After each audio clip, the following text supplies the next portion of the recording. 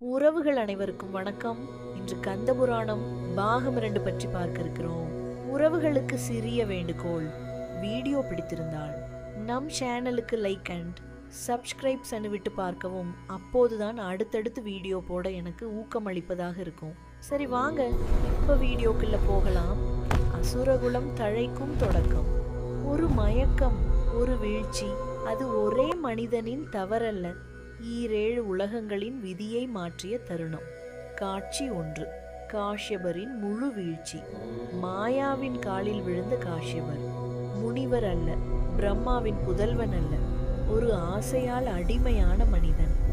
காஷ்யபர் மாயாவை பார்த்து கூறினார், நீ யார் என்பதெல்லாம் எனக்கு தேவையில்லை.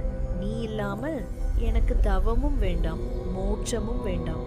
மாயா மெல்ல சிரித்தாள். காட்சி 2. மாயாவின் உண்மை முகம்.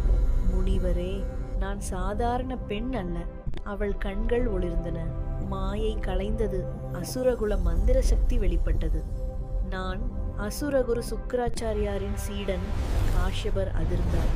ஆனால் மனது மீண்டும் மயங்கியது. காட்சி 3. விதியின் கட்டாயம். மாயா கூறினால், உங்கள் தவ வலிமை அசுரகுலத்திற்கே தேவை. இந்த சங்கமம் தவறல்ல, விதி. அப்போது தர்மம் மௌனமானது, ஆசை ஆட்சி செய்தது. காட்சி 4. கருவுற்ற மாயா. காலம் கடந்தது. மாயா கருவுற்றாள். அந்த கருவில் அசுரகுலத்தின் எதிர்காலம் துடித்தது. தேவர்களுக்கு தெரியாமல் பிரபஞ்சமே நடுங்கியது. காட்சி 5. தேவர்களின் அச்சம். இந்திரன் உணர்ந்தான், ஒரு பேரழிவு அசுரர்களிடமிருந்து உருவாகிறது. பிரம்மா, விஷ்ணு அனைவரும் கவலையில் இருக்கிறார்கள். முடிவு. This is அந்த no குழந்தை mere யார்? storm. அவன் பிறப்பால் Something ancient தேவர்கள் stirs. வீழ்வார்களா? But Swarga's இன்று light இத்துடன் தொடரும். fades. நாளை Great Kandapuranam Indra, this is no பாகம் mere 3 storm. சூரபத்மன் பிறப்பு Something ancient பற்றி பார்க்கலாம். stirs. நன்றி But Swarga's உறவுகளே. light